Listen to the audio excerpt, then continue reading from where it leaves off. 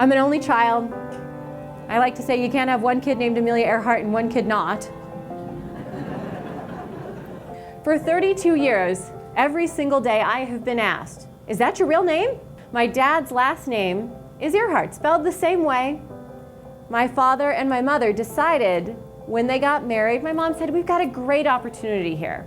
What if we named her after one of the most influential and passionate women in all of history? Let's see if this little girl right here could possibly eventually turn into this little girl right here.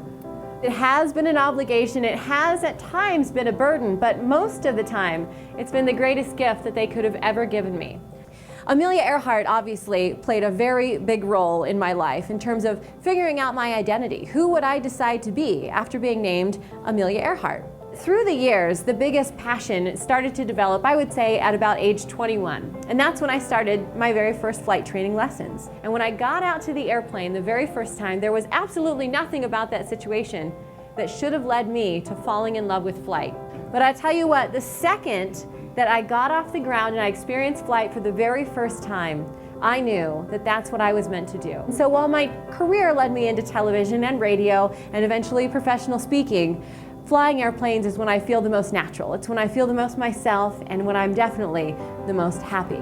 You could see my heart was just poured into aviation in every single possible way that I could make it become, because of course, why would I not? Look how much fun I'm having. That's a really ugly picture. Girls don't show ugly pictures unless they're having a lot of fun. I started to question to myself, what if I could do the biggest trip of my life? What if I could go out there and fly all the way around the world? Amelia Earhart said, the most difficult thing is the decision to act. The rest is merely tenacity. The fears are paper tigers. You can do anything that you decide to do. You can act to change and control your life, and the procedure, the process, is its own reward. And for the first 30 years of my life, I believed that I was related to Amelia Earhart. Imagine going for 30 years, thinking one thing, and learning on national television, on the Today Show, that one thing was wrong. Talk about character building. We're sitting there on the couch on live television, and they said, so Amelia, how are you related to Amelia Earhart? And I said, well, we share a distant common ancestry traced back to the 1700s. Amelia, I am so sorry. You share absolutely no connection to the original Amelia Earhart.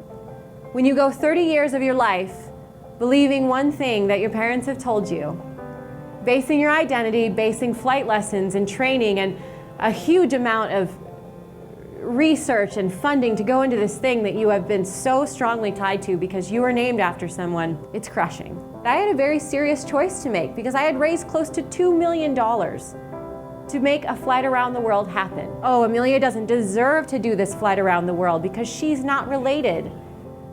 I even had people write to me and tell me that they hoped that my airplane failed over the ocean and that I had the same fate as the original Amelia. I actually questioned for a very short period of time, should I make this flight around the world happen or should I just give up because I'm not related to Amelia? I asked for help. I said, what do I do? I feel like my identity has been taken away from me. And one of my best mentors, someone who I'm still in very close contact with today, said to me, when you were born, did the FAA walk into that delivery room and hand you your pilot's license just because your name is Amelia Earhart? And I chuckled a bit. I said, of course not. And he said, that's exactly right. You did the exact same amount of work that every other pilot out there at this level has done. So get your butt out there. You're going to fly around the world. I wanted to give you an idea of just some of the things that had to be accomplished before that trip took place. I had to talk Pilatus into letting me borrow a plane. So this is the aircraft. This is the Pilatus PC-12. I named it the Silver Lining because in all the midst of losing that identity of Amelia Earhart, figuring out what I wanted to do with this flight around the world and how would I make a bigger impact, not only on myself, but also on the future of women in aviation, this was the silver lining. So this is what it looked like inside the Pilatus the day before that we left. We had survival gear, survival raft, 2 flight cases right up front, and the big metal thing that you see in the middle of the aircraft, that's the fuel tank. So the views were just spectacular. We're talking the longest sunrises and sunsets that I could ever imagine seeing over the Indian Ocean, through the South Pacific. Colors like this, beginning and ending each and every day. I'm one of the very few people in the world that has now seen the sunrise and the sunset around the entire globe. Papua New Guinea was not always this friendly. When we first arrived, I was met at gunpoint because they had never, ever seen a woman like me arrive at their airport. They couldn't fathom the fact that my name was on that paperwork as the captain of this ship. In the end, what I learned in that situation in Papua New Guinea, and you can see it in this picture, is that really kindness is the universal language. This is Howland Island, and this is where Amelia intended to land after she departed Papua New Guinea. This is where Amelia was trying to get to before she disappeared. Now, flying over Howland Island, I had a very special surprise planned. I had started about 2.5 years ago a fund to see how many girls we could put through flight school. On average, only 15 women across the United States learn to fly every year. Right when I checked before the flight around the world, we had somehow accumulated $120,000 to give out to these young women. And I tweeted out the names of the scholarship recipients over Howland Island in honor of Amelia Mary Earhart, the girls who would then go on to learn how to fly. Tears were flowing. I'm wondering what my parents are thinking. The girls are responding. I'm giving out money. I'm flying over the South Pacific, so I've got to focus on that. And boy, it all came together when I returned back to Oakland safely after flying 28,000 miles. Mom got the very first hug, as she should, and I thanked her for this name.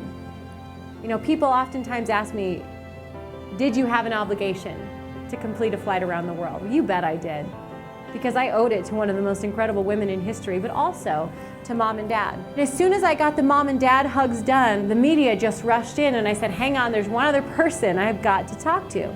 This gentleman here is Captain Tinarello. I was out at the Oakland airport when I departed on the flight. Well, 18 days goes by, 28,000 miles around the world, 108.6 flight hours, and Captain Tinarello is standing there next to my parents, and he leans in really closely and he says, Amelia, there's something I didn't tell you. That in 1937, I was 6 years old, and I stood right here in this exact spot, and I watched the first Amelia Earhart depart on her flight around the world.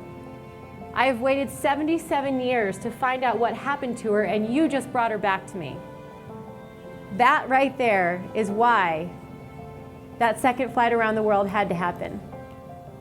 I said, you know what, I've always been some version of Amelia Earhart, and now I am my version of Amelia Rose Earhart, because I picked up where she left off and I brought her spirit home, but now it's time to carry it forward. Isn't it beautiful the way history repeats itself? You know, there may not be a bloodline connection between Amelia and I, and for a long time I thought that that was the most important part of who I am and who I would eventually become. But what I realize now, after flying around the globe and recreating her flight, is that I share something so much deeper than a bloodline connection with Amelia. After you fly around the world becomes a much, much, much smaller place. But it is so much bigger in terms of its beauty and in terms of its potential for all of us here in this room. Thank you.